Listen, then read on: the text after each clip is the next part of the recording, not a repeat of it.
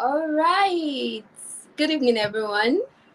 It's a privilege to have you here this time. My name is Grace Olabusola Kileye, and I'm privileged to serve as the moderator for today's event.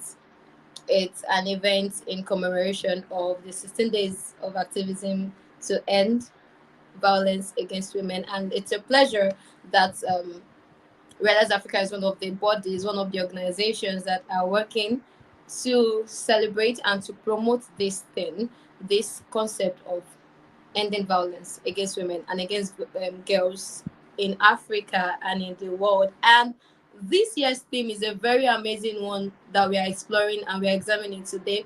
It is No Excuse, Make Africa Safe for Women and Girls. We are making everywhere safe. We are making Africa particularly safe. And we're so happy to have you joining us this afternoon. Wherever you are, you can do well to just drop your emojis to show that you are online and you can hear us. And also, you can just tell us your country and let us just enjoy your presence. We are here for a ride. We are here to examine and to hear from our various speakers and to just interact and see what we can do, because what we believe is that together we can achieve this. So drop your emojis, drop your comments on the country you're watching us for, and let's just interact with that. Thank you. All right, so today we are gathering to celebrate this event. We are gathering as a global community to examine violence against women and to reaffirm our commitment to creating a world that is free from violence for women, for girls, and to ensure that people are free from fear and that we can go about our daily activities and everything we have planned out for our lives hitch free without any fear that something of whatever sort is coming our way. And we are having this program to sound a reminder that violence against women, violence against girls is not acceptable. That is why we are here this evening. That violence is not acceptable. We are not ready to accept it in any way. And it's our collective responsibility to prevent it. Like I said earlier, together we can. So we have to do this together. For this reason, we must make no excuse, but we must show up and we must do whatever we deem necessary to make this done, to make this a reality. Across Africa, violence against women and against girls remains a pervasive and entrenched problem. From instances of sexual violence or sexual abuse to the widespread practice of female genital mutilation, and then to the rampant problems of domestic violence, psychological and emotional abuse that that is raging. This statistics keeps evolving and keeps increasing year in year out.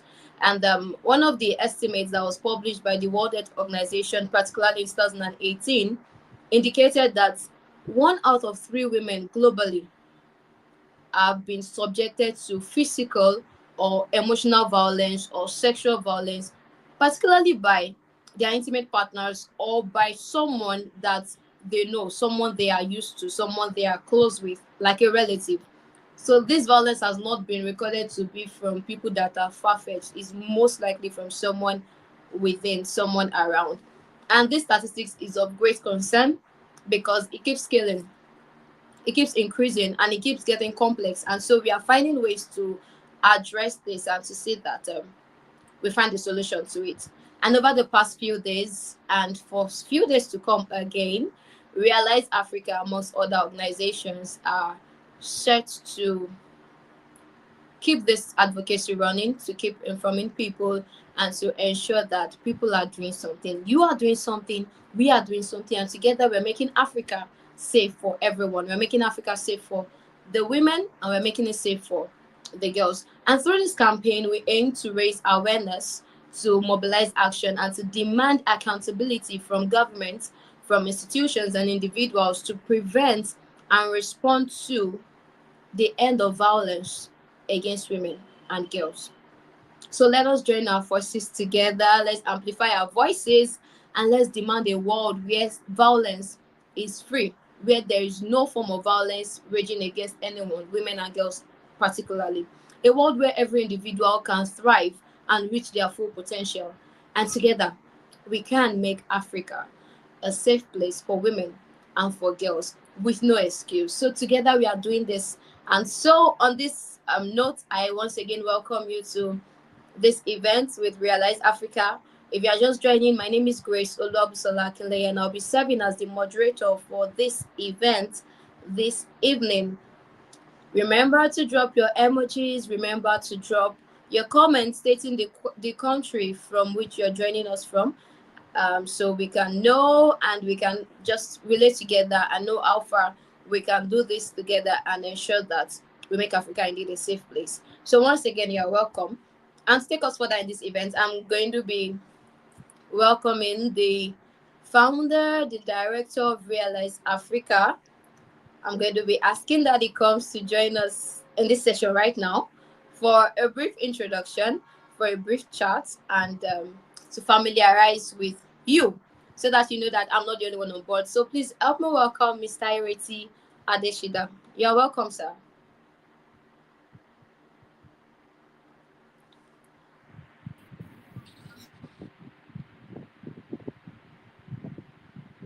Sir, can you? Sorry.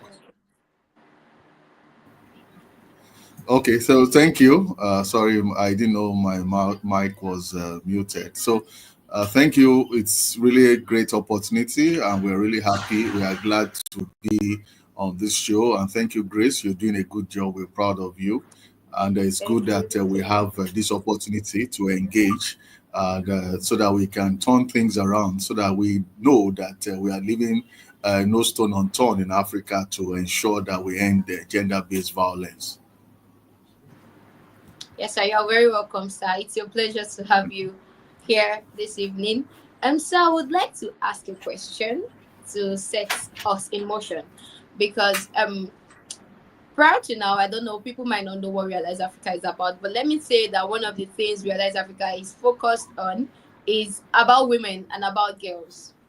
Yeah, Like Realize yeah. Africa one ensures the safety of women, girls. Realize Africa is one of the organizations that I know that promotes um the curbing and the end of female genital mutilation. So we would like to know, yes, I'm asking because we would like to know, why did you have an interest in women? Why do you have interest in girls? I mean, if somebody would have wanted to do something women related, probably a woman should be doing it.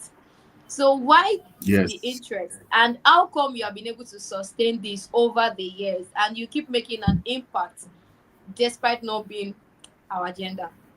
Thank you, sir. Yeah. Okay. Well, thank you. It's a great privilege because we are most of the time when people engage me and keep asking that question that, oh, why are you working with girls? Why is it girls, girls, girls all the way, and also working with women?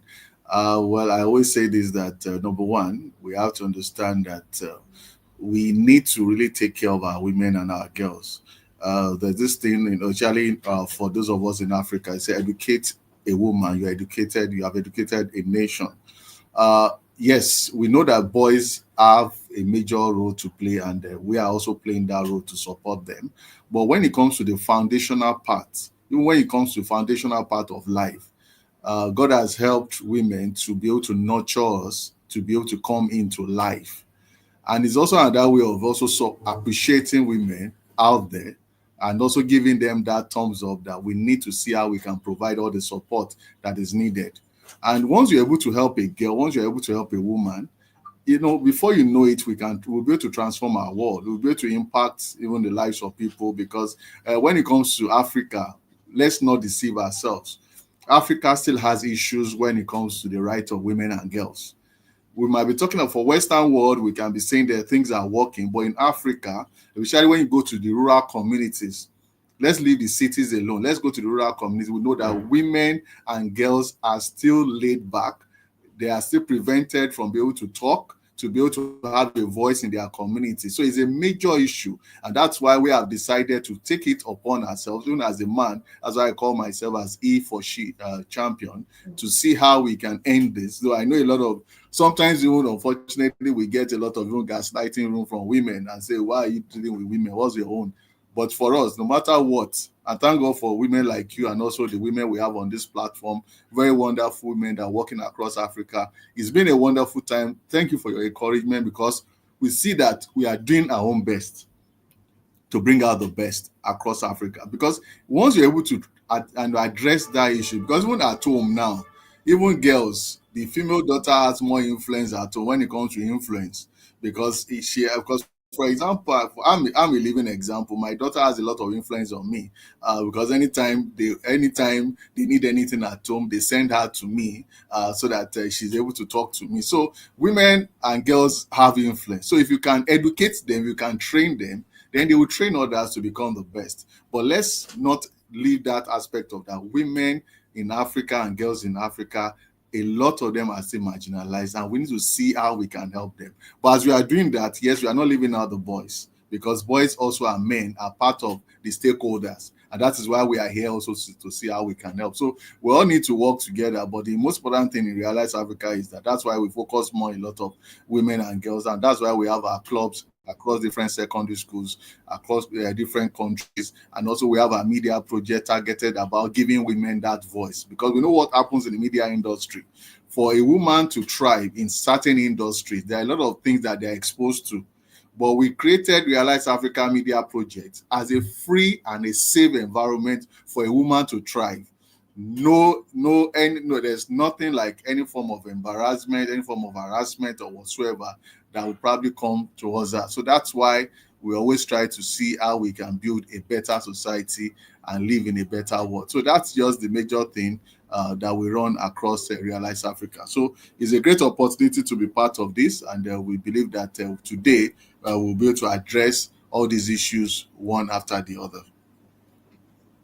All right, thank you very much, sir. I mean, you really said a lot about Realize Africa, and thank you for rounding it up with the things you do. Because I was going to ask you that, aside your interests, what are the measures, what are the platforms that you use to promote this activism and empowerment of women and ensuring that women are being heard in the society? But at the mention of the clubs and the media involvement you do, I think that goes a long way for us, for the clarification that okay, you are really doing something.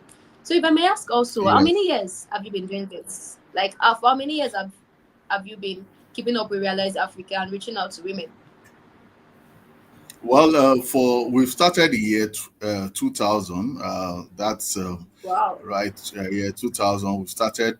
That's how we started, and we've been moving and Okay. moving. Though we've been there's been a lot of metamorphosis, so that has happened over the years. From translation, at the local level before we went to the continental level. So that's just the beauty of it. But I know we'll still have more time to really talk more about that aspect. But the major thing is that we are trying our best and we are moving forward.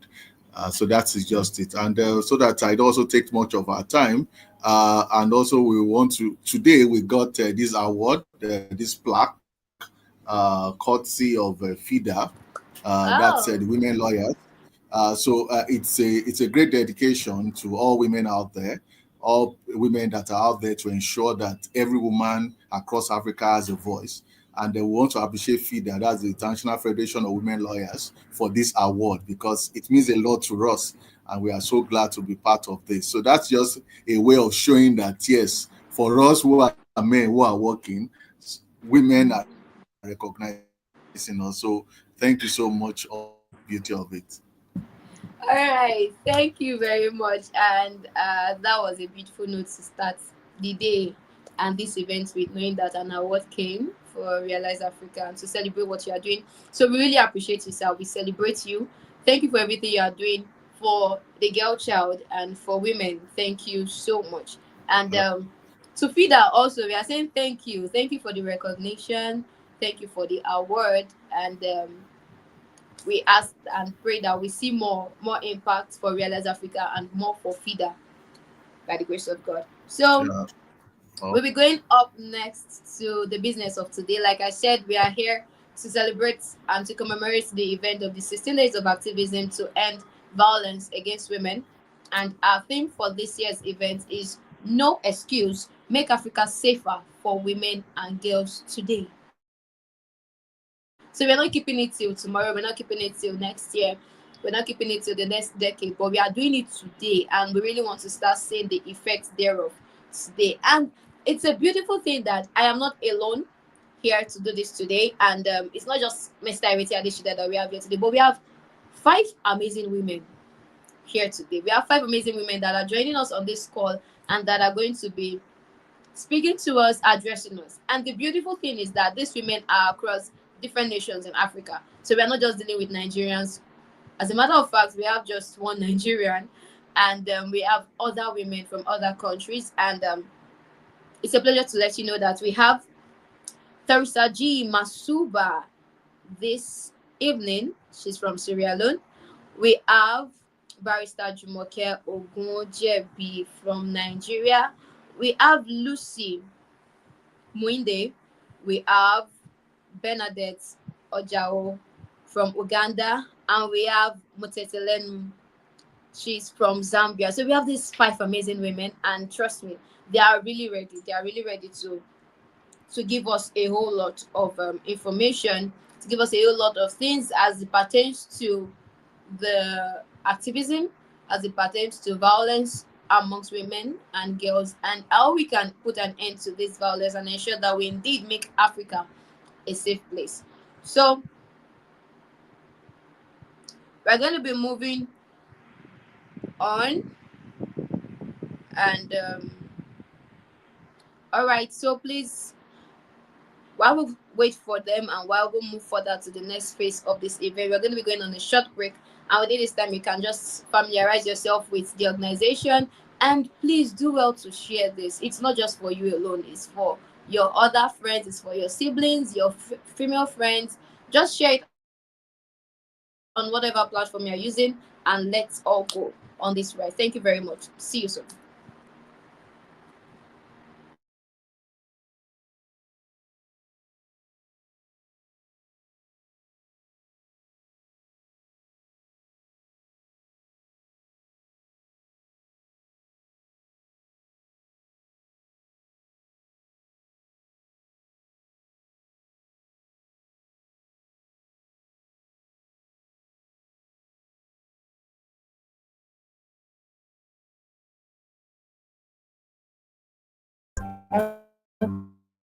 Crucial issue affecting millions of girls and women across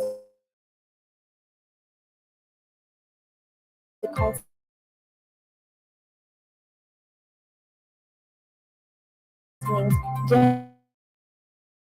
Gender based violence is one of the most serious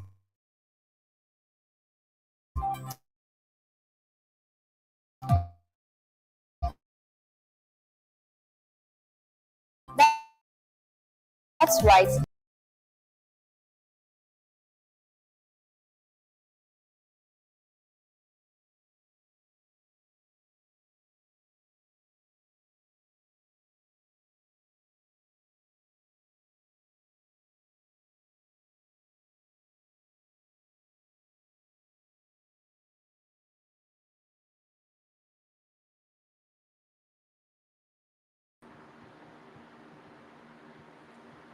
All right. So, um, welcome back.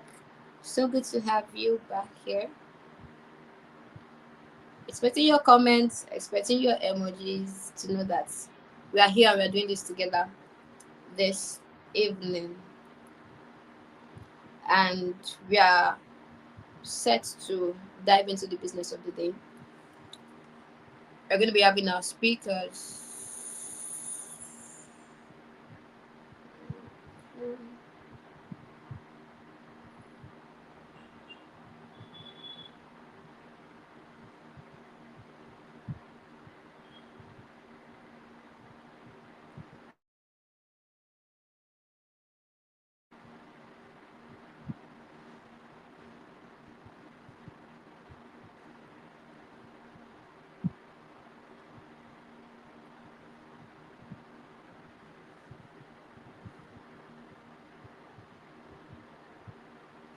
All right, Irene. Thank you. You're welcome. Listening from Kenya. Thank you very much. How's Kenya? And how are you? Okay.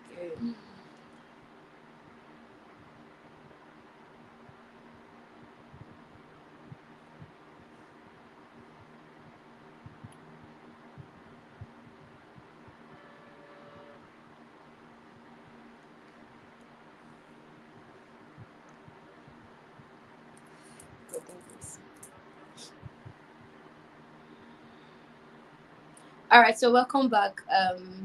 Thank you for that short break, and thank you for staying tuned. So the short break was just to tell you about gender-based violence and about Realize Africa. So once again, you're welcome, and it's still the event to commemorate the 16 days of activism to end violence against women. And like I said earlier, we're having five amazing women to serve as our speakers today across different countries in Africa, and it's going to be a smooth ride. We are really going to explore a whole lot and ensuring that we are making Africa a safe place for all. So this evening, we are having two women, two amazing women first for this session, and then we'll come back and go to the next session. So the first person is Mututulemu, who we are privileged to call Muka. Yes, she's from Zambia. Muka is here, and she is a co-founder and executive director of youth-led organization called Agents of Change Foundation. She's an activist vesting herself in environmental conservation and sustainability issues. In 2016, she received the African World Bank Award in climate advocacy, and later in 2018, she was awarded by the World Economic Forum as a young woman creating a better world for all. And later in the same year, was named as part of the top 100 young women influencers in the Southern African development community. Her journey started a decade ago as a child climate ambassador under UNICEF child-led program called Unite for Climate, where she served as a facilitator and contributed in training over 1,000 child ambassadors under UNICEF in climate change in different parts of the country. As a facilitator, she mentored students in different schools through the environmental clubs where she facilitated the planting of trees, city cleanups, and sensitization programs in other schools. While at the same time, she lobbied for free radio space and started an environmental radio show. Muka, you are welcome. We are happy to have you in our midst. We're happy to have you here this evening. Can you please just send your greetings? Thank you very much, Grace. I don't know whether you're able to get me. Yes, I can. Thank you. All right, you're welcome.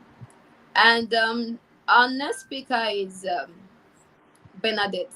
We have Bernadette Ochao. She's from Uganda. We have Bernadette Ochao from Uganda, and it's a pleasure to have you on this call. Bernadette, can we have you, please? Are you here? Are you here with us? Bernadette is the visionary CEO and founder of Wabibi Pads in Uganda, providing sustainable sanitary products to empower women and girls. She's passionate about women's rights, and she serves on the MasterCard Foundation Youth Advisory Committee in Uganda. She's a change maker for the planet with Changemakers Exchange. With a relentless drive for social and environmental impact, Bernadette is shaping a brighter, more equitable future for Uganda and beyond. You are welcome, Bernadette. Thank you. Thank you so much. Pleasure is all So, mine. all right, it's good to have you both here and from Uganda, and we are so grateful that you're here, and we appreciate everything you're doing in the media space and what you are doing, Bernadette, with sanitary pads, safe sanitary pads, and everything you're doing. We are really grateful. We are really grateful to see that you are doing this as a woman, and that you are thriving in your country, you are thriving in your own niche and in your own space. And so, welcome once again to Realize Africa. I'm Grace, and we'll be diving into this session. We're just going to be asking few questions and just interacting. And I trust that you're ready for us. Yes, am I right? Yes, yes, we are.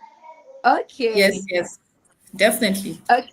All right. So let's go. All right. So to Muka, thank you very much. Can you share some practical stories in which your organization has helped in shaping the ideology of Zambians in taking a major stand to end gender based violence? Can you share some stories? Have there been stories evolving around that space? Thank you. Okay. Thank you very much, Grace, for that question. Um, Firstly, thank you very much for giving us this great opportunity to be part of this great panel of such powerful young women who are leading conversations and leading, action when it comes to women's rights. And thank you also to Dr. Ereti as well for those opening remarks.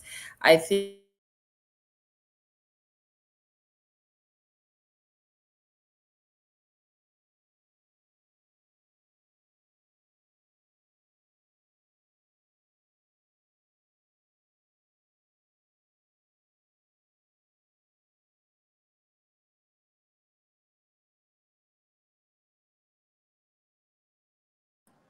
Well, sorry about that. Seems Mocha is having a little bit of network itch from her end. So while we wait for her to get back with us, we'll be having Bernadette. All right. So Bernadette, from your field experience, how has your involvement in the production of sustainable sanitary products helped in addressing issues related to gender-based violence in your community? Okay, thank you so much. So, as someone who is deeply involved in the production of Wabibi pads, I've witnessed firsthand for myself how access to sustainable menstrual products can transform lives, especially for women and girls. So I come in a community in the northern side of Uganda called Karamoja, and I've witnessed very many girls drop out of school because they can't afford basic needs like menstrual products. And at the end of the day, this becomes a challenge because then they end up being vulnerable to early marriages, exploitive relationships, and these are all both risks of GBV. So by providing affordable and reusable sanitary products, we are able to ensure that girls stay in school and that they also reduce dependency on others for basic needs, and also the fact that they are able to make informed decisions because we do have talks with them where we encourage them to know and understand who they are, their worth, and we've seen that this has boosted their confidence. But also, as Wabibi, we try to incorporate GBV education in all our community trainings and sessions because we realize that without enough information, very many young people, especially girls, are very prone to temptations from men. And, like I mentioned earlier, that this puts them at a risk of GBV. So, personally, from what we are doing with Wabibi, we've really seen a very big transformation in the lives of the girls and women that we deal with. Yeah. All right, thank you very much. Okay, Muka, um, welcome back. Sorry for the network itch. So could we have you now? Is that fine? yes, definitely. I hope you're able to get me. My apologies for that. No problem.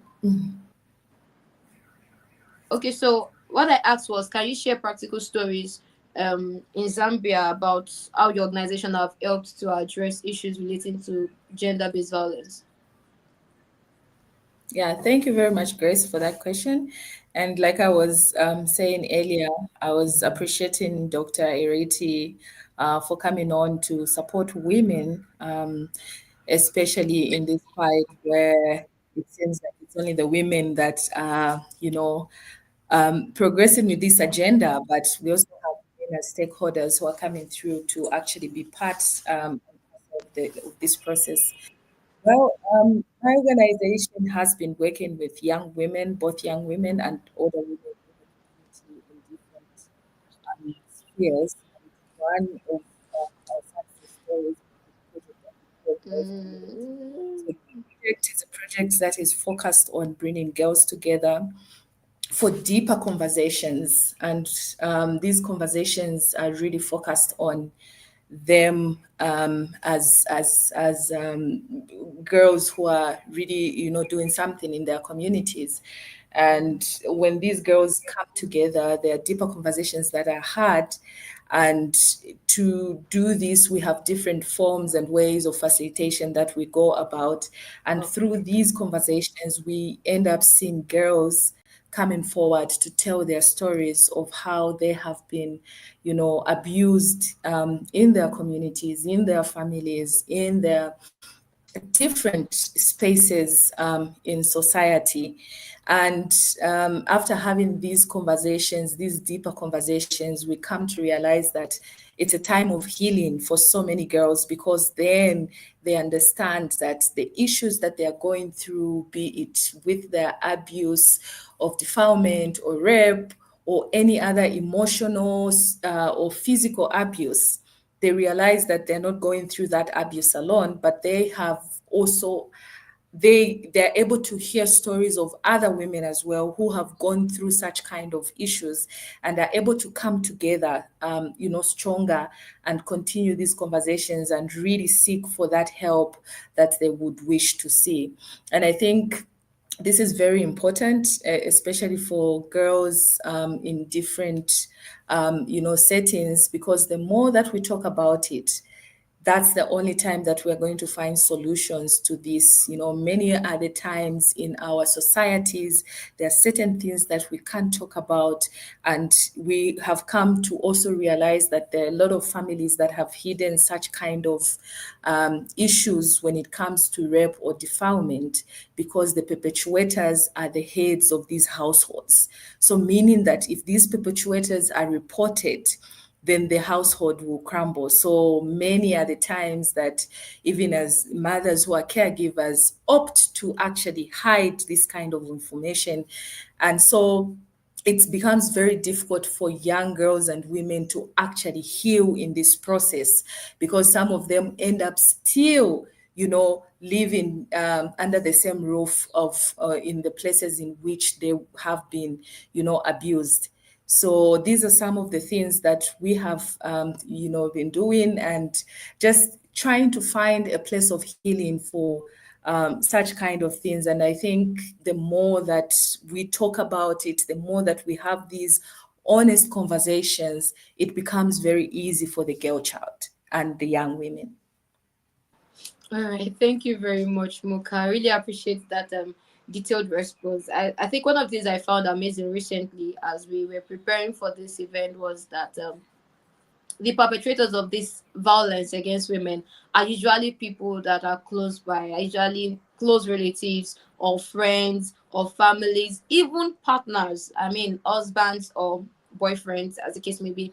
And it makes it seem more difficult for the women to detach themselves, for the women to call for safety, because for some people they find it unbelievable that no, it cannot be that person. That person cannot do what you claim the person is doing. And I think that has further made it um, a constant and a perpetual occurrence in our communities. So thank you so much for what your organization is doing. And still with you, Moka, one of the things we discovered from the things you do is that you're an on-air personality. So you make use of the radio space quite for the promotion of the things you do. So what do you think, or how do you think the radio or media in general can help to solve these issues of gender-based violence, can help to address? What are the things, what are the mechanisms that can be put in place through radio and media to curb this violence,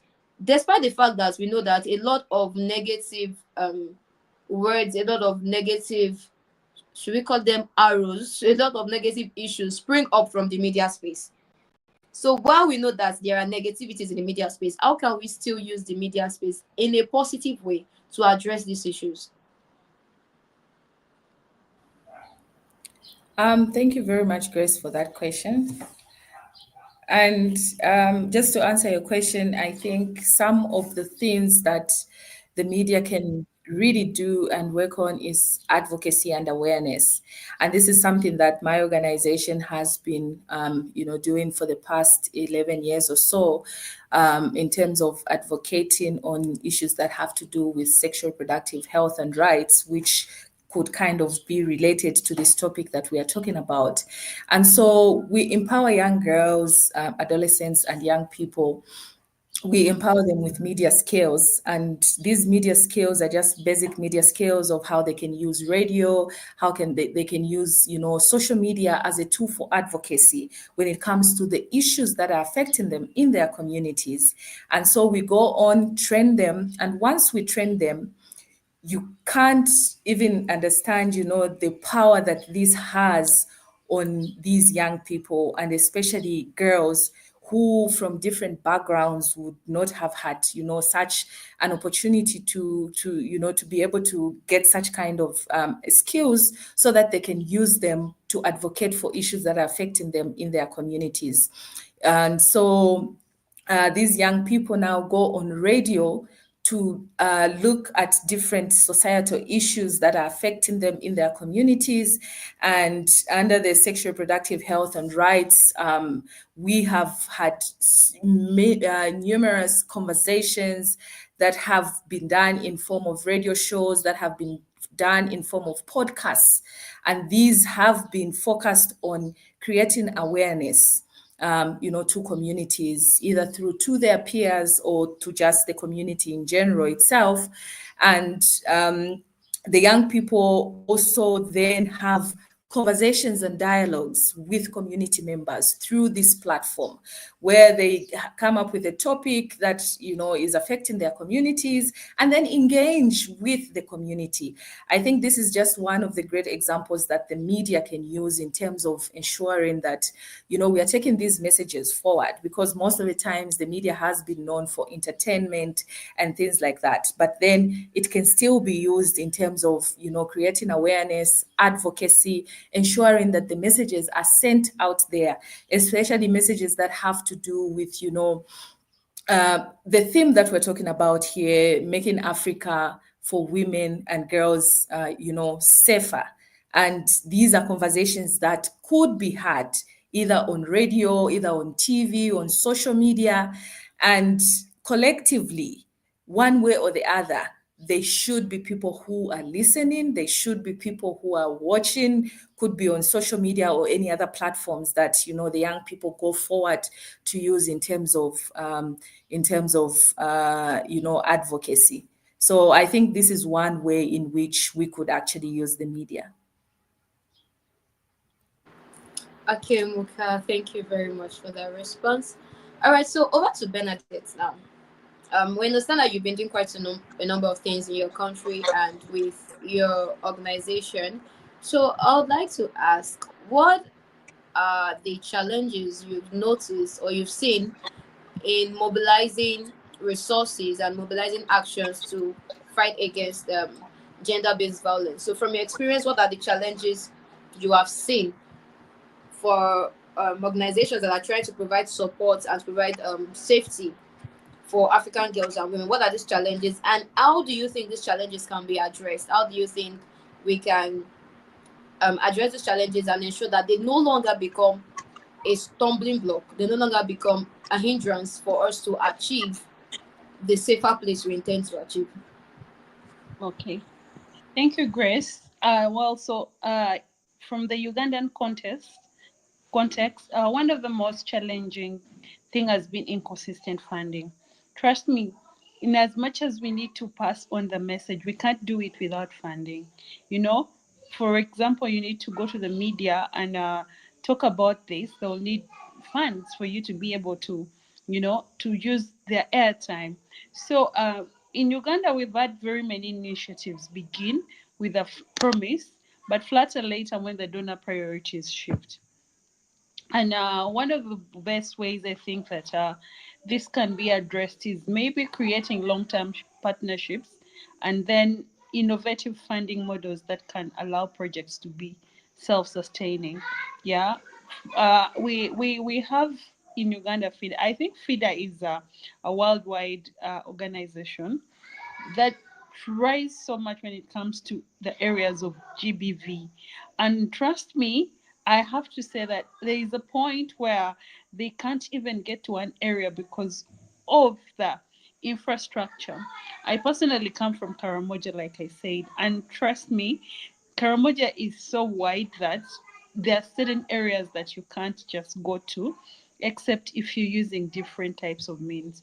So I believe that if there is a partnership that is created within us, an area that could maybe also be a little bit more sustainable, maybe allow even projects that partners can get involved in, such that they're able to keep afloat. Otherwise, once the donor comes in, the issue is sorted, they will be gone you know then another challenge is also lack of collaboration across borders. Each country often operates in isolation. For example, Kenya is right next to Uganda, but then they're also doing their work on the other side. Yeah. And yet many issues affecting girls and women are familiar. I mean, they're familiar across all borders. And so I believe that regional collisions and sharing best practices can be used to amplify the impact, especially such that we're able to also mitigate on these challenges. And then the gap in actionable data. Up to now, there is so many women and girls out there who are facing GBV that no one even knows about. And what is being seen and known is what is being brought up front.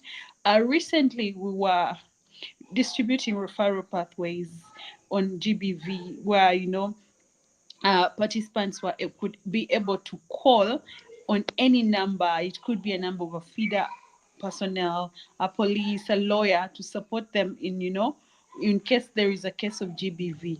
And we reached out to places where most people were like, well, we wish you people could actually keep coming. The police itself is not helping. If, for instance, someone is beaten or a woman is beaten by a husband, and if she goes to report to police, that man can go and bribe the police. Yeah. And then what happens? Same issue, back to zero. There's no data at all that safeguards even most of these you know victims. And they live in fear, because then well, you've been beaten once, twice. I mean, why would I be living with this man? I will leave. And remember, there are kids involved. So at the end of the day, it becomes a generational issue. So and those are some of the relate issues that we've seen personally as Wabibi, in terms of going out there to collect data on the most affected, people. So we believe that strengthening data collection and at grassroots levels can really create a centralized reporting system. That would be a game changer. We after of course, like the distribution of the referral pathways that we gave out, were able to understand. So we were more also intentional on calling out anyone who could be needed by a victim that has been maybe affected by GBV. It could be a doctor that they can easily talk to. It could be a lawyer that they can confide in. It could be a policeman who they can, easily talk to. We also realized that, collaboration and collective action could actually be more more effective, because then someone is free enough to talk about their challenge than when they're only given out to one person. So for us at Wabibi, we've really been privileged also, because this is an area that we had never really looked at. But working with SRHR, you really have to cross over to all areas, such that you're able to get your full results. So for me, I believe for a safer Africa, there should be more collective and more collaborative actions that are also able to support people. Then also, not everyone is educated. We deal mostly, the most affected people are illiterate. They've not been to school. They cannot even read all these materials that we give them to. So it is better to also, like, Muka said, using drama, using radio awareness and advocacy to be able to reach out to these, communities and all to the stakeholders who are accountable could be very effective. So for us, we've used all those approaches. We've tried to create culturally sensitive material for women and girls to be able to communicate their challenges without fear of what would happen next. And also, uh, while taking it back also to personally, my own experiences, of course, I grew up in a slum in Kamocha, and I would see many of my friends miss out school because parents fought the night before. Yeah. And this directly affected onto their education. Either the mother's gone, the kids won't go to school. Either the father's left, so there won't be more education ever. So I believe for Africa, for us to be able to address these challenges, we need to have these conversations right from household level.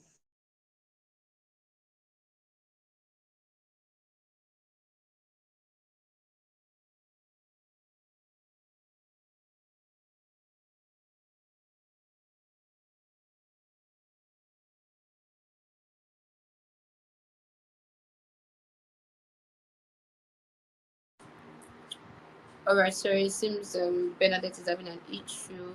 She's having issues with her network. Um, Mocha, are you there, please? Okay, so welcome. Um, while we are with Bernadette's return, so Mocha, based on the things you do, I think it's safe to say that you are a stakeholder as regards the action that is going on in your country against gender-based violence, and I choose to believe that you also have other stakeholders that you've seen that are working in this regard and that are fighting against violence against women. Sorry for the tautology. But then there are other stakeholders, both the organizations, the activists, and then the victims or the people, the community that are being reached out to. Now, what are the challenges or what are the things that are affecting these stakeholders from being accountable and from being able to deliver as they ought to, so to ensure that gender-based violence becomes a history if possible, that it is totally eradicated from the community? So what are the things that are hindering their accountability, hindering their efficiency in your community? Thank you very much for that question. Grace, if you're able to get me, I'm not so sure about my network. Yeah. Yes, you're. So I think some of the challenges really has, we could say, resources. Many of, African countries are grappling with this in a sense that you really need a lot of resource mobilization to be able to tackle some of these issues.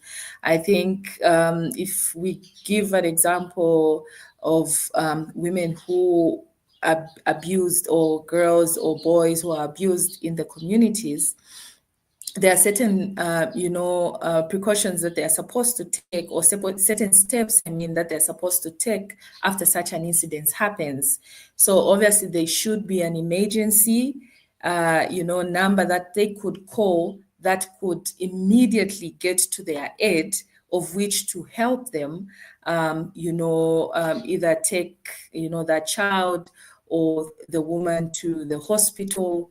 First of all, they have to report to the police, get, a police report, as for the case of my country, where they'll have to get a police report. After getting that police report, then the child will ultimately, or the woman, will have to be taken to, a hospital so that they could be, checked by medical personnel.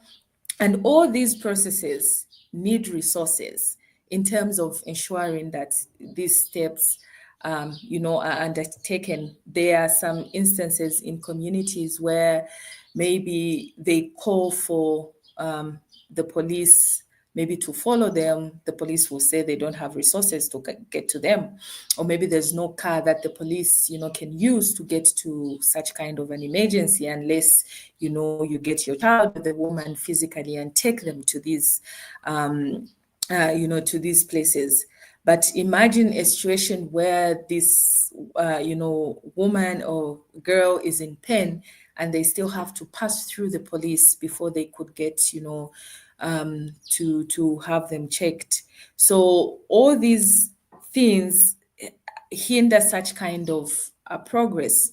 And then sometimes it could also be maybe misinformation that lingers around because people are not saying the truth. Like I alluded to in the first place, there could be stakeholders who are willing maybe to help in that certain community.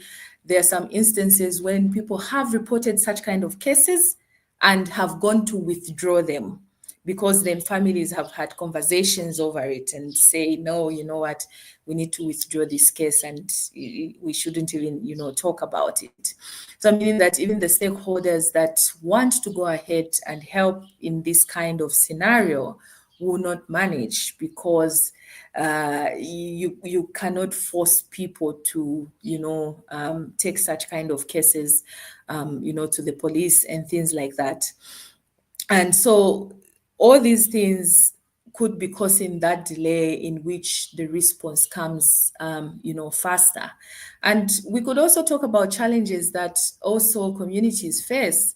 If we think about information itself that we were talking about, there's so many communities, or in communities, there's so many women or girls who do not know that it's actually a crime. Like, abuse that is being done to them is a crime, and the perpetrator can actually be persecuted.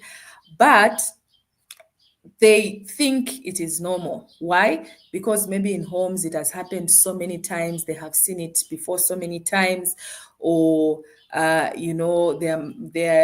caregivers have told them it's normal once they've tried to report and things like that.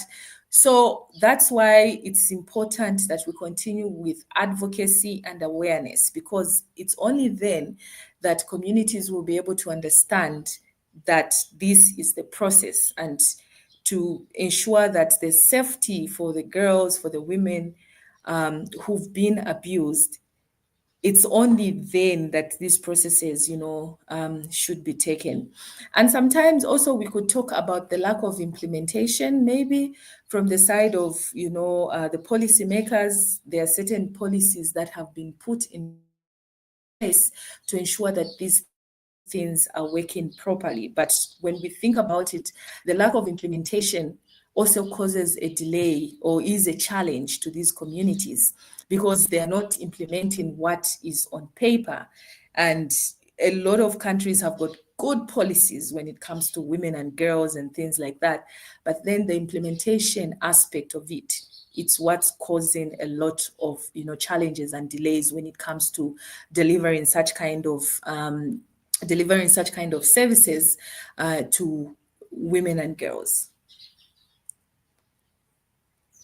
All right. Thank you. Thank you, Muka. Thank you for that explicit information that you've given us, and we trust that every stakeholder from now on should be ready to just get on to do something in terms of advocacy, awareness, and every necessary thing. So thank you very much, Bernadette. You are welcome. So this is the last No question. worries. Just the last thing for us to consider. So, Bernadette, one of the things that fascinated us from your bio is what you do as regards sustainable sanitary pads. So, we would like to know more about it. Yes. The story, how has it been, and Well, the how was it doing story. in the community?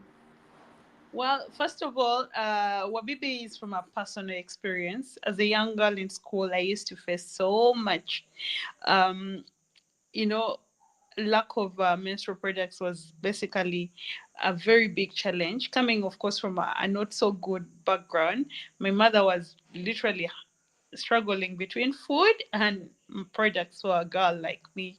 So this also put me so much to exposure of having those relationships, because you'd want maybe to just get a product to use, which is happening literally out there to very many girls. And So when I grew up, I kind of made it a little bit intentional to do something that could be more sustainable, but also could help a girl without, for some time, and from and also break all the barriers that have that come with menstrual health management. So, what it has been like for the last 5 years, well, it's been a transformative journey for BB, because then we've been able to keep very many girls in school. And recently, we started training women how to make our products as a way of helping them gain economic empowerment, which, is also a very big challenge when it comes to GBV. Once a woman doesn't work, she'll go and ask everything from the man. And once you keep on asking this man, you'll get tired. Some men actually even beat women for asking them for money. Yeah, it becomes a domestic challenge, a domestic violence issue. So we've been trying to create, sustainable businesses for women, such that they're able to also take care of their girl children. And yeah, we've seen tremendous change, of course, in terms of how people's lives are changing, but also for us, the biggest impact is to be able to keep girls in school and to also give them the right information on how to treasure their bodies and not have get themselves involved in sexual activities just because they need to get maybe a pack of pads or buy some Vaseline.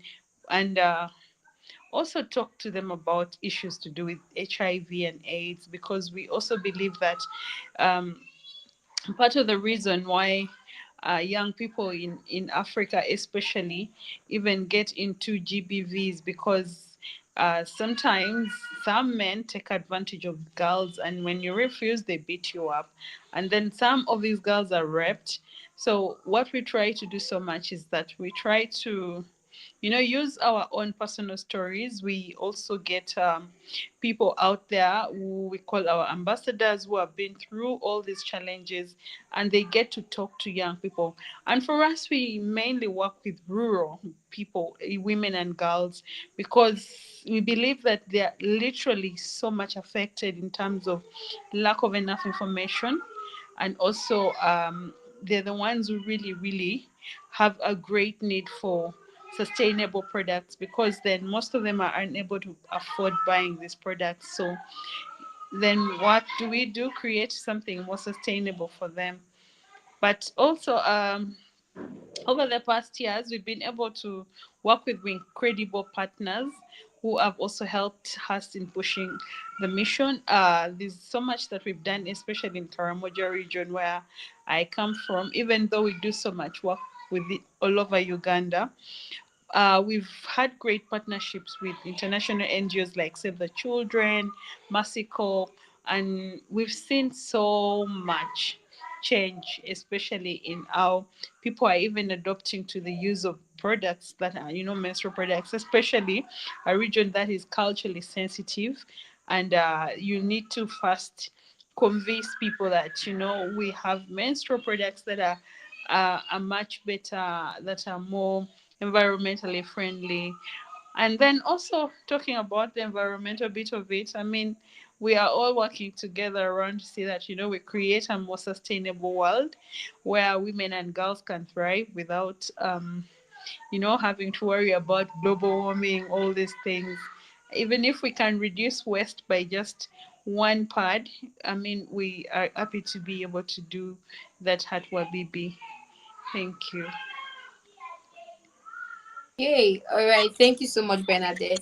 Thank you, Moka. If you can hear us, it's been a safe ride and a very smooth ride, and we appreciate you for joining us. Thank you for sharing from the wealth of your knowledge, and we trust that when next we call you, you would be here to attend to us and to honor our invitation. Thank you very much. Thank you. We really appreciate you. And to our comments, so we have had few comments. Since we started, we have Irene from Kenya. We have Peculiar Okunla from Akure. We have the heroine from Kenya also. We have Gabriel from Nigeria, I believe. And we have our Trust Foundation from Sierra Leone. And in the course of your explanation, how I was saying that some of the things you were explaining, she could relate with it because there were also things happening in Sierra Leone. And so this makes it not just an issue that is peculiar to your own country or to a certain country, but it's peculiar to many more countries than we could probably think of. And we also have Temitope Abigail from Lagos. So please, to our online viewers, you could always drop your questions and your comments. It would be good to have you join us in this conversation. So thank you very much once again, Bernadette and Muka. Thank you so much. We'll be running off with this session on this note. Thank you very much. So we'll be going on a very short break and then we'll come back for the next session. Thank you. Thank you.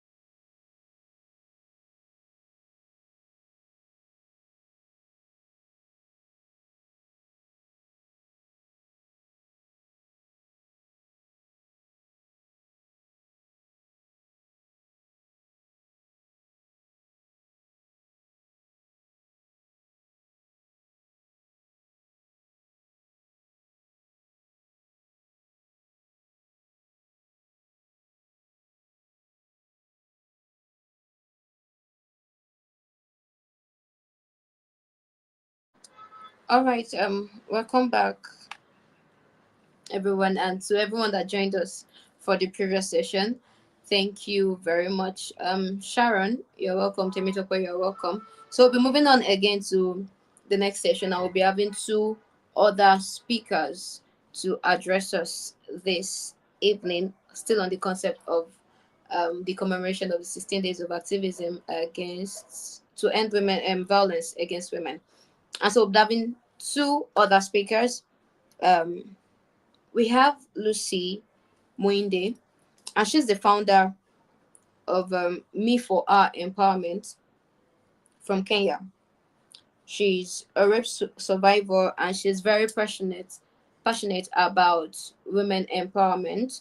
And would also be having barrister Jumoke Ogunchebi. She's a lawyer and she's an activist against gender-based violence, and she's the immediate chairperson of FIDA.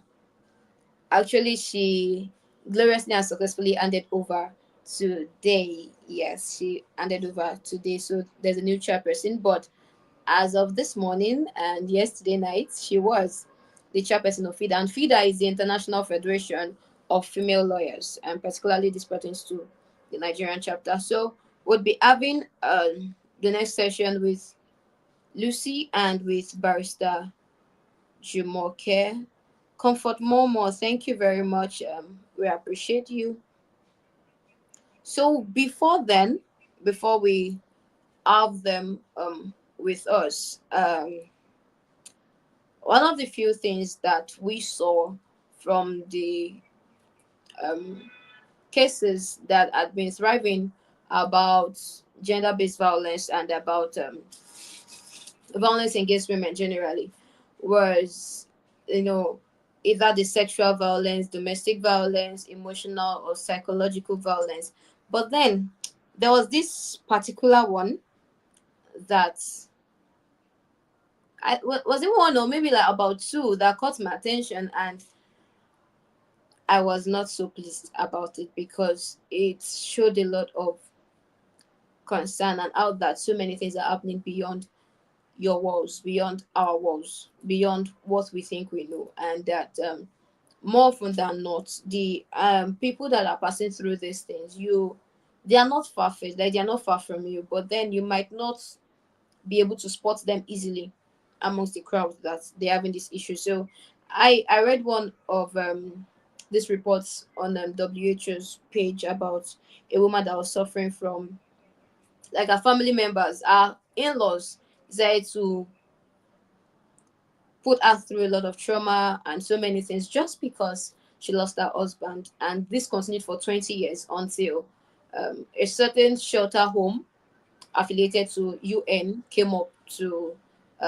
attend to her and to find her safety, to bring her out of the trauma that she was in. But remember, this happened for 20 years, and I was left to imagine 20 years, how was she coping? And a question that you might be asking is, why didn't she leave? But then it's easy to ask than to be in that experience for you to know that she could not leave, but for the intervention of certain bodies. And it's on this note that we are saying that you should also be a part of rescuing people and bringing people out of the shackles of violence that they find themselves in. So thank you. You're welcome, Lucy. You're welcome, Barrister. It's a pleasure to have you here. You can drop your greeting notes, you can unmute and just greet the audience. Hi, Grace. Thank you so much. Hi. Thank, thank you for You're this welcome, Lucy. thank you so much for this platform. I'm privileged to be here and looking forward to having the discussion. Thank you.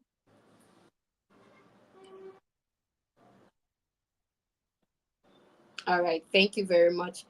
So Lucy, let's just dive straight into the business of today. So, how do you think survivors of gender-based violence can get back on their feet? How can they build up that esteem? How can they have their integrity back and even their voice, despite the blame game that people throw at them and the words that people haul at them without knowing the gravity of what they might have been through?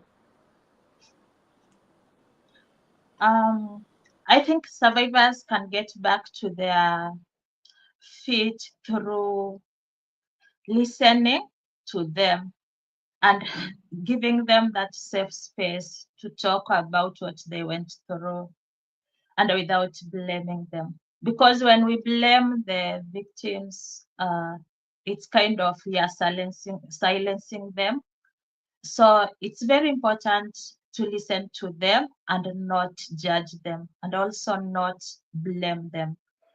We know very well that it's not their fault. Whatever they have gone through, it's not their fault. It's actually the fault of the perpetrator. So we are not supposed to blame them. Instead, we are supposed to listen to them without judging them. That way, we will be helping them. Another way of making them to be back on their feet is by empowering them. When we empower them, they will be having that confidence to be back again on their feet. And also, we should encourage them to go for therapy. Most of the times, we underestimate therapy, but it's very important for the victims to go through therapy because that will help them to heal and not hurt other people, because we understand that hurt people. Yeah. Okay, thank you very much. And now, if we are saying that people should not blame them, people should they should be able to visit therapists. On the part of these people that we expect not to blame them, how do we tell them that they should not blame them? Because I think it's just the human nature that once you hear a story, there's just this response that just comes in you, like you just want to talk, you just want to say, why didn't you leave? I mean, that's one of the questions I saw online, that you should ask those victims, why didn't they leave? Why didn't they say something?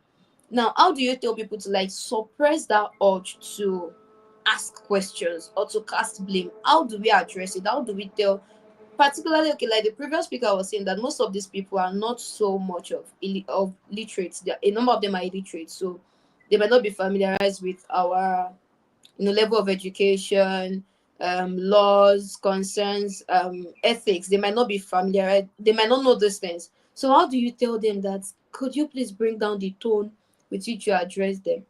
And even some of our therapists also could also be another agent of, instead of suppressing the issue, they could promote it. So how do we tell these people that they should calm down? By creating awareness and also having civil education on the issue of gender-based violence. Remember, we have so Mm, many forms of gender uh, GBV. It's not rape or it's not rape or physical abuse. We have so many forms of mm, GBV. So we can educate people close to us, people around us, and the people we meet. We can always talk to them and tell them the importance of not blaming the victims. Because by blaming the victims, we are we are damaging them. We are not helping them. So creating awareness it is. okay, thank you very much, Lucy. So um while we are still on you, could you just give us a brief on what has been going on in your country as regards gender-based violence and interventions that have been put in place in recent times, particularly the ones you've been involved in? Recently, there have been a lot of femicide cases. Women are being killed by their lovers, their partners, their husbands.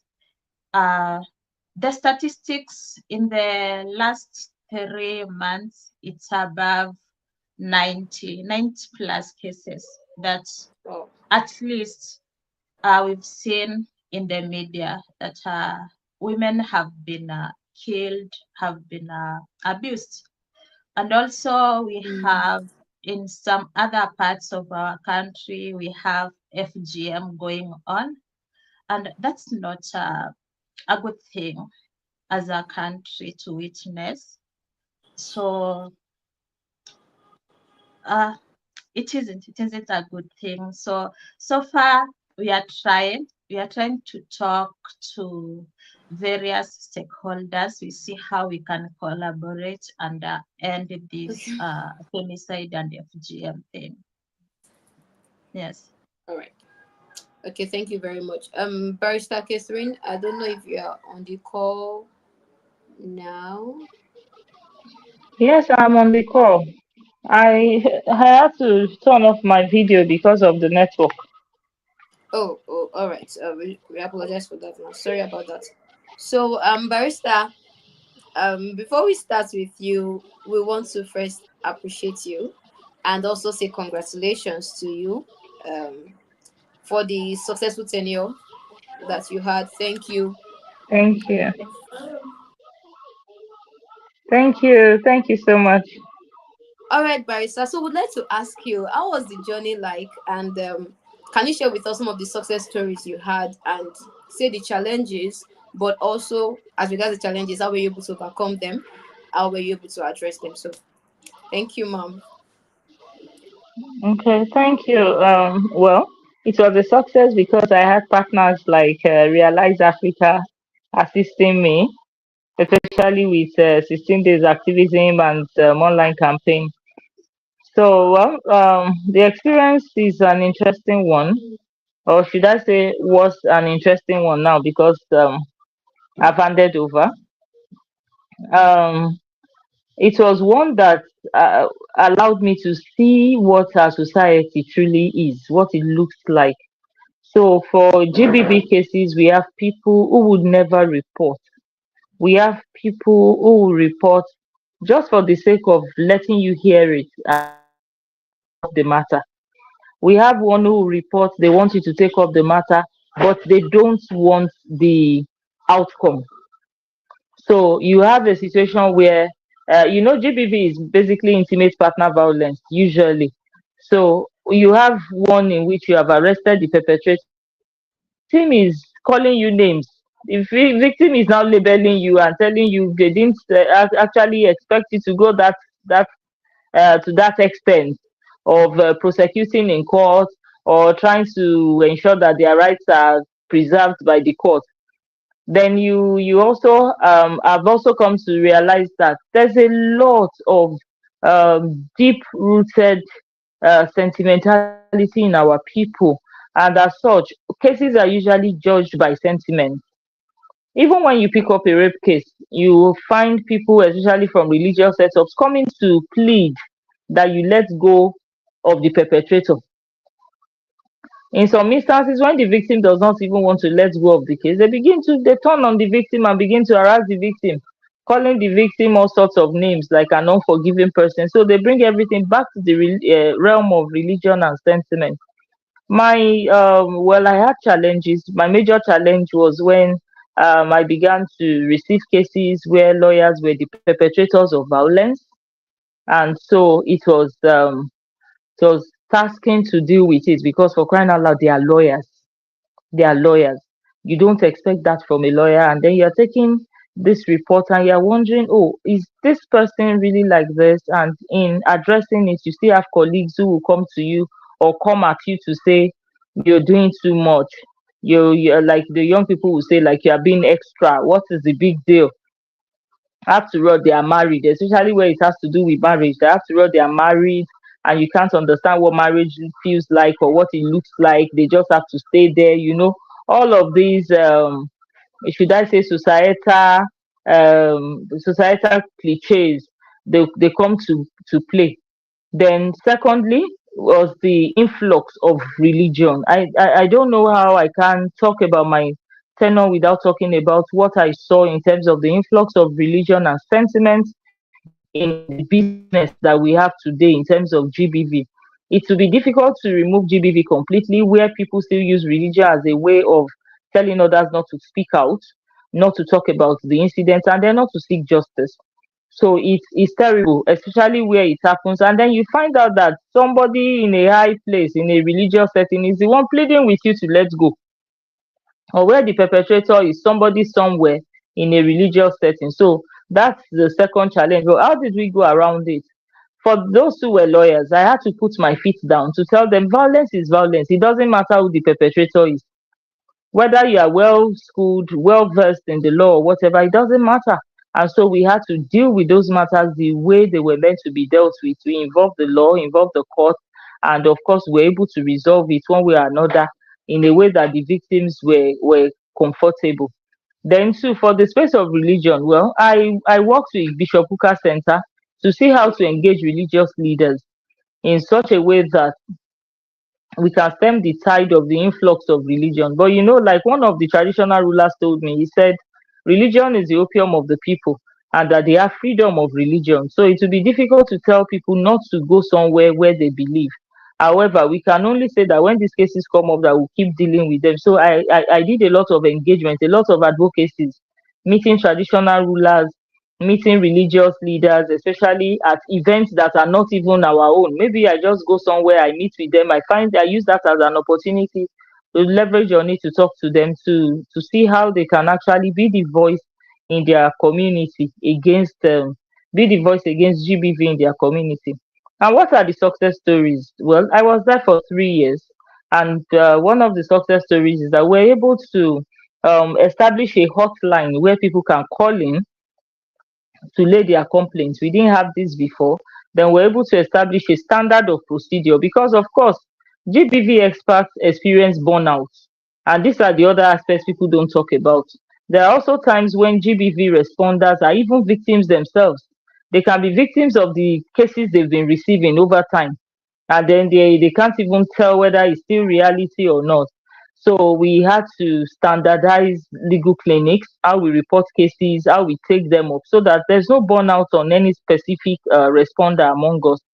And so this is a success story. Then when it comes to engagement, I realized that you cannot keep picking cases and saying it's case.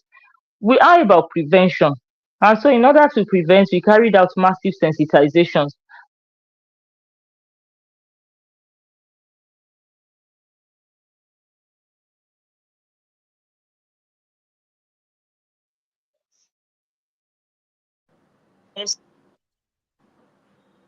Also visited palaces of traditional rulers, just to ensure that we have their buy-in.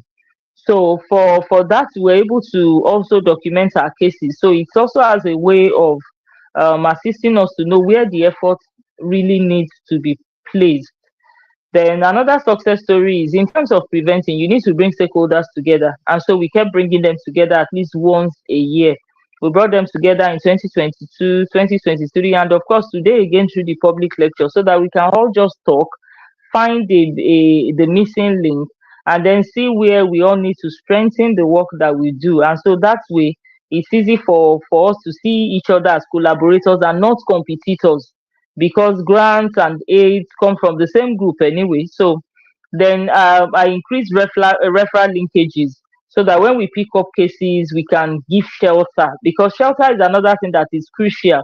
And the problem in Nigeria, I must tell you, when you pick up a case of GBV and the victim has nowhere to lay his or her head, you are indirectly sending the victim back to the place where the violence occurred. So we needed to have referral linkages to NGOs that have homes, state government homes, NGOs that have homes, because we did not have one, though we're still working on one. So because when we pick them, we are able to remove them. Then it also assists in seeking justice in court, because the family of the perpetrator is not able to intimidate the victim up to the point of saying they are no longer pursuing the cases. So referral was something that really worked, I would say so. And referral is also why I'm on this program today, because we've had a working relationship with Realize Africa. Then we have to also leverage on government opportunities, because nobody employs like government, nobody has the facilities like government. And so there are some government agencies who work with us, who we have to leverage on their assistance to enter communities through providing buses. We had to even register the ladies at the correctional center into the health insurance scheme. At least, something to drive home the point that, of course, even where you have been convicted, it's still not the end of the world. You can do better in society when you're eventually out. Note that most of those women are not even there for a very long time. Maybe they are just there on maybe fraud cases, or um, some so for some of them is what the police call two fighting and other things like assault. So we did all of these as outreaches, as ways of bringing them together, and I would say that they contribute to the success story. Then we increase our media engagement. We increase this seriously so that more people can have access to information. I would say, let me stop here. All right, thank you so much, Barista. I mean, it's been an amazing one knowing the things you were able to achieve, the challenges and the success stories. And congratulations to you once again for the successful tenure. And we do hope that the organization Thank you. proceeds even after your tenure. We do hope that the impact and the things you have laid down do not come to an end because you are no longer the chairperson. All right, so to Lucy, one of the things that Barista emphasized on was cultural interventions and religion intervention, the intervention of religion, the concept of our religion. And she's a Nigerian, so she spoke from the Nigerian perspective. Now, coming to you, what are the ways that you think our cultural perspectives and our religious aspects of our lives, and also education and social lives. How do you think they could contribute towards solving this problem, addressing these issues of gender-based violence, bringing a positive insight to the community? So, what role do you think the cultural aspect, the societal aspect, and the religion aspect, and also education, of course, what role do you think they could play to make this our intervention, they could make this our concern become a reality in the community? All right, Lucy, can we hear you?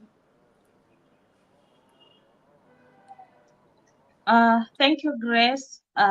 In perspective to do with the cultural way of making positive changes, for example, the FGM thing, there can be, because in most communities, FGM is termed as a rite of passage. So they can invent a different way of making that rite of passage, instead of subjecting a girl child to female genital mutilation. Another way they can do it is by supporting education, because I don't think like a FGM is that important to a girl child.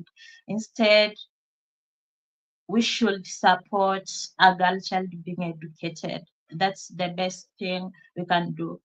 Another way is by, when we talk about education, I've said like we should at least encourage girl child to better their education and be a better person in the future. And also talking about religion. Religion plays a very important role in women and also young girls, because that's where the we start being nurtured. So it is the role of the church to step forward and encourage women to know their rights, and also know when those rights are being abused. And if, let's say, a relationship is not working, then they should encourage a woman to get out of that before it's too late. Yeah. All right, thank you very much, Lucy. We do hope that beyond the things that we say, that we are able to find these things being practicalized in the community, and see that we get the safety and we get to put an end to GBV and any form of violence against women. So, Barrister, this will be the last question for this session. Barrister, please, are you there, ma'am? Yes, I am. Okay, so one of the things you mentioned while you were speaking was that you were privileged to gather stakeholders in 2022 last year and also today, so that everyone, both at the, say, the giving end and the receiving end, everyone is together in the same space to interact and to see how they can address this issue. Now, aside that which your organization, or rather FIDA, did as regards bringing and engaging stakeholders in this regards, what other effective strategies do you think that could be employed to get stakeholders into this matter, and for them to be accountable in ensuring that they indeed combat issues of gender-based violence, and that they ensure that the community is quite safe for women and girls?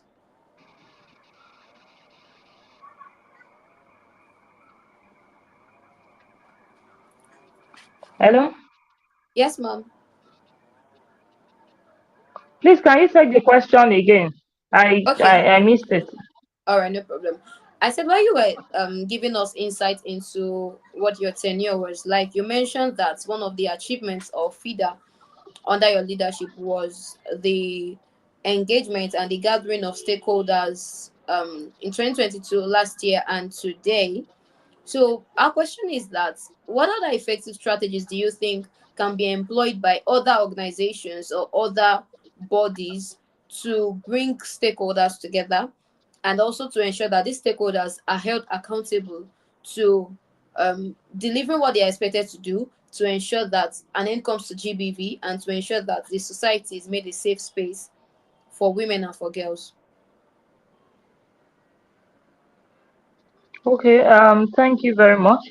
One of the challenges with implementation is usually that when you have CBOs, they are running on their own. So one other strategy we used was bringing together a few groups to form a network such that we have a network on gender equality and women empowerment.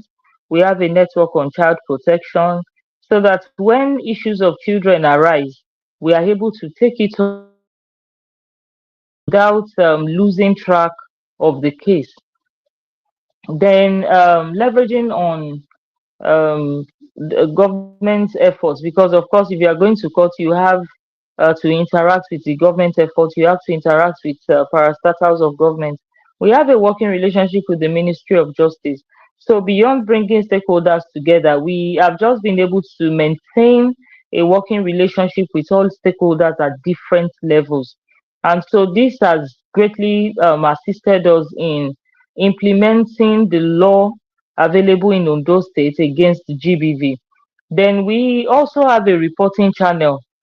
When we work in FIDA, it is not for us alone. We report to our national body, and the national reports to the international body. And so this allows, this kind of enables cohesion. So each branch across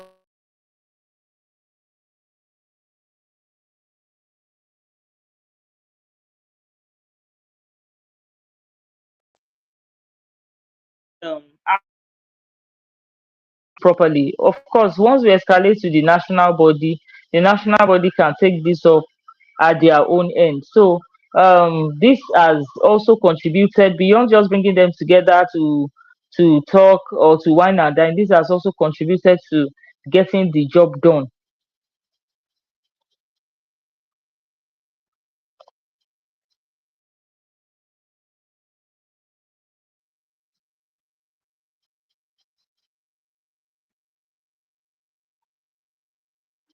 Hello, did you hear me? Did you get what I Okay. said? Yes, I did get that. Sorry, ma. I think there was a break at some point, but thank you, ma'am, for that question. All right, so Lucy,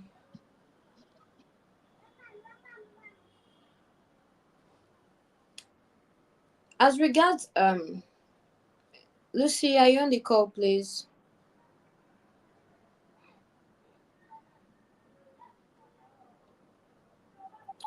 Um, all right, so a final one for you, Lucy. Um, how do you think sex education could help to address the issues of GBV, particularly among children? Like, I mean, educating them from their early years. How do you think we can go about that? Sex education will help young girls to understand their bodies and to understand what is right for them and what is wrong for them. So from a young age, they will know that sex is not for young girls. It's supposed to be done by grown-ups, and also they will also understand that they will understand when sex without consent is rape. So it's very important to educate young girls to understand themselves, to understand that sex should be done with the right people at the right time and age. All right, thank you very much, Lucy. Thank you also, Barrister. We really appreciate this. Okay, so Before we go, a very quick one and a very short one, like a final note that you're going to leave us with this evening. Would you kindly please drop a watchword that has kept you going, a watchword that has helped you to keep thriving in your space, irrespective of the challenges that come your way? So let's have Lucy first, then we have Barista. For me, is having thick skin on social media, because social media we have bullies and sometimes it can be toxic. But when you know what you are doing, you won't even be affected by the negative comments that you get. So for me, it's developing a thick skin on social media, because that's where I amplify my voice most of the time. That's where I create awareness. Okay, thank you very much for that. Barista Catherine, please. Yes, thank you very much. I have observed also in my space that we have a gap in terms of political leadership, and one of the challenges is lack of team building, networking, and mentoring among those women in the leadership spaces and the upcoming ones. And so, my watchword and my parting word would be: a candle does not lose its light when it lights another. We need to Mm, continue to hold each other's hands. We need to continue to bring young people up. We need to tell them what we know and learn from them as well. And let them tell us what is obtainable in their spaces. That way, we'll be able to guide them and to see that we are all shining brightly. Why we say mm. orange the world is because the future is bright as orange. So we can all shine brightly at the same time. So we shouldn't feel that when we help the others, when we lift them up, or when we give them the ideas or education, that it diminishes our light. It doesn't. All right, thank you very much. It's been just so amazing. And the last one was very important. A candle does not lose its lights when it lights another. So the light continues. So from me, from Barista to Lucy to Grace to everyone on this call, keep your light. Light other people's candles, and let's ensure that we all do this together. So, our Trust Foundation has really been following us, and one of the things she said was some women will report and some will not because of the community, which is one of the things we addressed, that because of religious issues and because of cultural beliefs and perspectives and because of other sentimentals that might come the way, some women might not report while some will report. But then we are imploring all of us to get up to doing something and ensuring that we're able to bring this violence to an end. Yes, comfort more. We have to keep the light burning. Yes, we have to keep the light burning. So we are going to be wrapping this up, and I'll be welcoming once again Mr. Richard Adeshida, the founder and the one in charge of Realize Africa. You're welcome, Okay. sir. Thank you very much. It's been a wonderful time. Grace, we are proud of you. Thank you so much. Thank you, Thank you sir. for making it to work today, because it's something we look forward to ensure that we celebrate our women across the Yeah. world. And I'm so happy to have all the speakers, because I know we have learned a lot today. It's been a wonderful time. We learned a lot from Mocha, from Benedict, from Barrister Ogunjebi, from Lucy. Every one of them, we've really learned a lot. I know guests from Sierra Leone could not join because of our network challenges.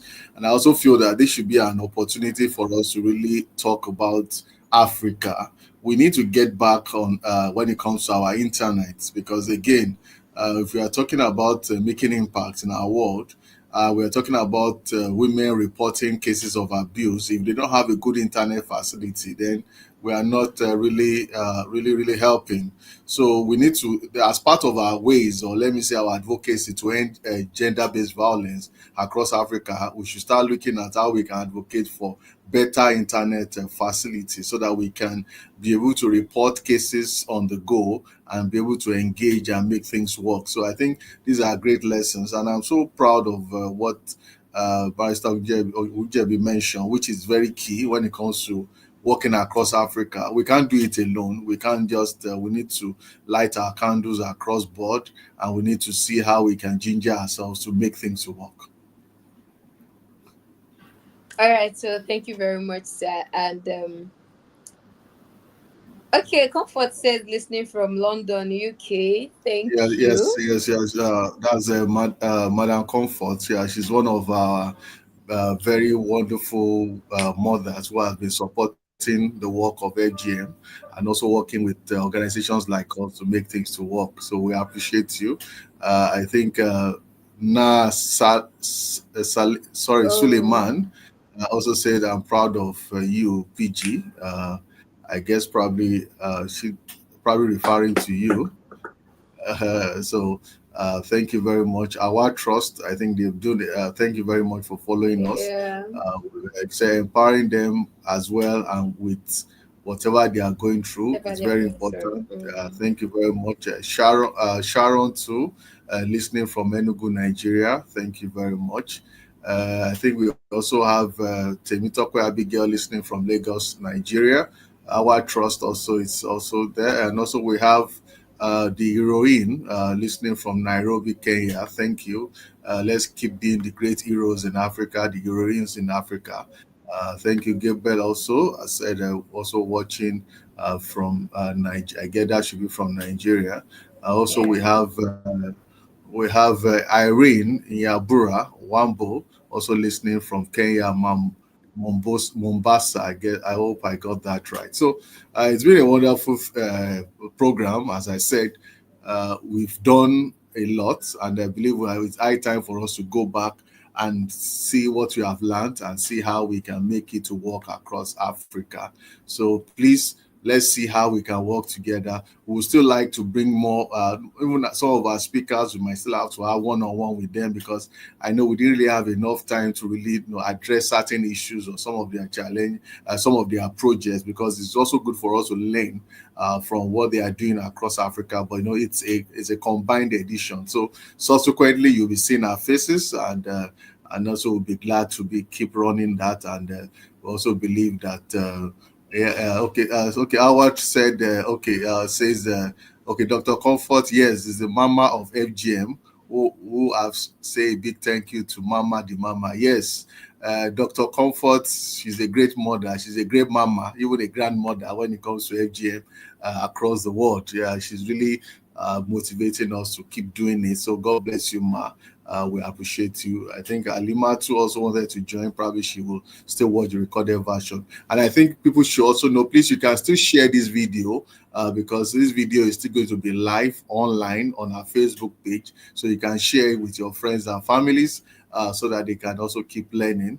And we keep having it. And we keep having our great host, Grace, to me was. So she's our face of Realize Online. So you keep having her face to keep engaging us. So thank you very much. And once again, I still want to say appreciating FIDA. I know Barrister is not here, but FIDA did a good job by awarding us based on what we have done. You've done a good job, and let's keep celebrating great things. That is just the key thing. Yeah. So okay. Okay, Dr. Convo says thank you all. Thank you very much, and God bless you. Yeah. So all Grace, right, so thank you very much, sir. what's We your are watchword? grateful. Because you asked the others what's your own watchword? What keeps you going? What keeps me going? The grace of God. Because, of Yeah, course, there are a lot of difficulties and challenges around flying negativities, but just knowing that we can get through it. Not yeah, by, it's not just about what we say, but that mm, the things we do, that we are able to pass it on to other people, and that everyone's able to do it. And I think the last thing doctor said was, it was just the best for me, because I still made a similar statement on Wednesday. that when you have your candle lit Mm, and then you light up other people's candle, you are set to make the room brightened, and then there's no darkness anywhere. There's in this wise, there's no violence yeah, yeah, anywhere. So everybody is just getting the light and doing something great. So yeah. I think this has just cheered me up for the weekend and for the weeks to come, that we've got to fly and keep the fire burning. Yeah, there's Thank still you a very lot to much. do. There's still a lot to do, and that's Yes. why people like us in the development space, including you, we are very rare because most of the time people feel that why are you wasting time in development space? Why are you not going to start? Why don't you go into more of business and all those things? To me, development space is Mm, also a good business. It's social enterprise. We are making impact yeah. because what keeps me going is the smile on faces of those girls, those women, people in the community, and saying, "Oh, thank you very much for that opportunity," and people coming back after years and say, "Oh, thank you for what you have done." Because one thing I always say is this: I always think about if I decide to stop working in the development space today, Mm, a lot of people will be affected because a lot of people are watching and saying that, oh, this is if this man can still be in this space, I want to be there. And once we are there, when we keep doing it, we keep making impact, we keep impacting more lives. So I think whatever you are doing, always remember that people are watching you, people are following you, and a lot of people's life, or let me say, their plans, they are tied to the decisions that you make. So anything you do today, just remember that what will it be? How will it affect people around? So that's just it. So let's keep making impact and let's keep shining forth. Yeah, all right. Thank you very much once again. So, sir, we yeah. do hope that next year we are going to be here again to Yeah, have the next even session. not just next year. Well, we are hoping even every month, possibly, to keep engaging because this is a space that we need to keep talking about. We can't just do it once in a year. Yeah. So either every month or every other month. So let's keep watching this space. We have started again. No, that's what Realize is all about. Every month we have a virtual event. So this is a launch. Okay. And by the grace of God, we will not look back. So keep watching this space every month. We have something special for you. All right. Thank you very much. And to our audience on YouTube, on And I Facebook, believe thank also you. We could we not have done keep this. they'll keep watching, looking out for you too on that space too. All right. Okay, so thank you for being here. Thank you for joining us. And do well to subscribe to our YouTube channel. Do well to follow us on Facebook and on every Yes, other social media handles. And if you have any inquiry or any need for the phone numbers partnership are on the or screen. for sponsorship, yes, the phone number is on the screen, and you could reach out through email or through any of the social media platforms. And thank you very much. We do hope that you also keep the fire burning, you light up the candle of another person, and together we make Africa a safe place for women Yeah, and girls starting from today without any excuse. All yeah, right, have a nice day for those that still have hours to go. Enjoy the yeah. remaining hours of the day. Thank you Goodbye very for much, now. Grace. You've been wonderful. We are proud of you. God bless you. Thank you, sir. We are so proud of you. Keep Thank you, sir. lighting that Amen. candle across, and we are proud of your work. Thank you for being a great advocate of Realize Africa. Thank you. Yeah. God bless you. And God bless you, all our listeners, or those who are watched across the world, and those who are going to still watch it again. We say, God bless you. Let's keep making impact. We can't do it alone. And we Thank you, keep sir. moving. All right, sir. Bye. Yeah. Bye. Amen.